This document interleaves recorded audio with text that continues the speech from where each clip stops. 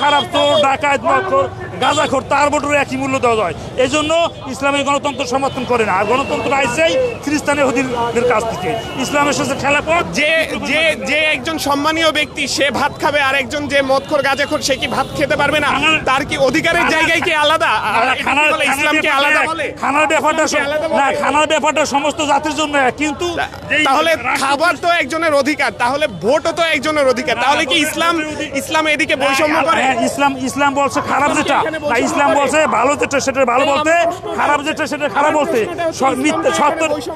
না সত্য বলতে, মিথ্যারে মিথ্যা বলতে, এটা বলছে ইসলাম। ভাই ইসলাম তোর বলে নাই বলে তুমি ওই গাঁজাখোর মদখোর চোর ডাকাত দুর্নীতিবাজ লয়ে এখানে একটা সমাজ ব্যবস্থা তুমি চালু করো। আল্লাহ তো বিধান দিয়ে দিছে।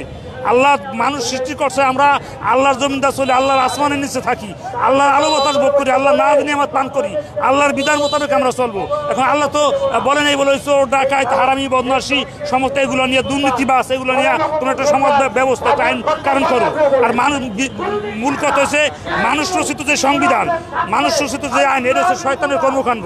কারণ মানুষ আল্লাহ সৃষ্টি করছে, আল্লাহ বিধান পাঠিয়ে দিচ্ছে, আল্লাহর বিধান মানতে হবে। তাই আমরা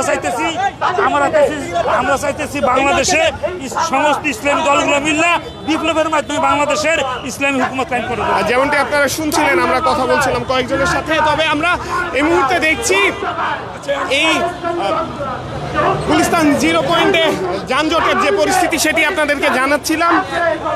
জামাতে ইসলামীর যারা স্বেচ্ছাসেবকরা রয়েছেন তারা একাধিকভাবে কাজ করছেন, এবং সেই জায়গা থেকেই আমরা এই মুহূর্তে দেখছি যানজটের যে তীব্র পরিস্থিতি সেটি আমরা দেখছি। আমরা কয়েকজনের সাথে একটু কথা বলবো। আজ তো আপনাদের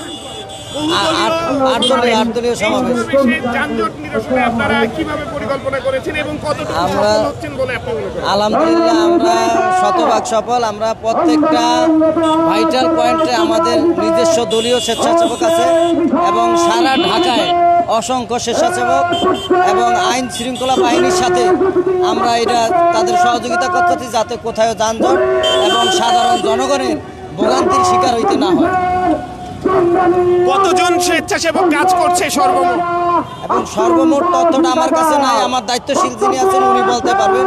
এখানে আমরা প্রায় 250-র মতো আছি এই 0 পয়েন্টে, আর অন্য জায়গায় বিভিন্ন দায়িত্বশীলের আন্ডারে ওনারা এটা সঠিক তথ্য দিতে পারবেন। কত লোকের সমাগম হতে পারে আনুমানিক? আমরা এখানে তো মিনিমাম 5 লক্ষ লোকের সমাগম হতে পারে, যেহেতু বিভিন্ন জেলা থেকে এখানে লোকের আগমন করছে।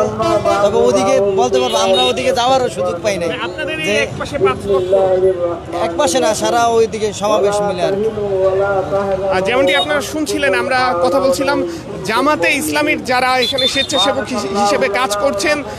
রাস্তা বন্ধ থাকার যে যানজট যেভাবে আসলে তারা নিরসন করার চেষ্টা করছে সেটি আপনাদেরকে দেখাচ্ছিলাম। তবে এই মুহূর্তে কিন্তু 0 পয়েন্ট এলাকায় যানজটের কিন্তু সৃষ্টি হয়েছে। আমরা দেখছি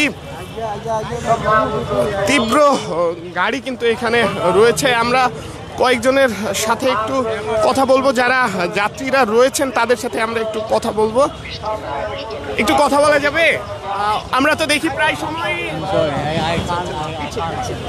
আমরা দেখছি এখানে তীব্র যানজটের সৃষ্টি হয়েছে। ভাই একটু কথা বলতাম, আমরা দেখি প্রায় সময় বিভিন্ন কর্মসূচিতে আসলে আপনাদেরকে এই যানজটের সৃষ্টি হয়, বিভিন্ন আন্দোলন হয়, এই সময়গুলো আসলে কেমন? এই সময়গুলো খুব ভালো লাগে। মাঝে মাঝে যানজট হলে বাঙালির রক্তে আগুন ধরে এবং তারা খুব ফিলিংস অনুভব করে, সুখ পায়। আজ তো জামাতের এবং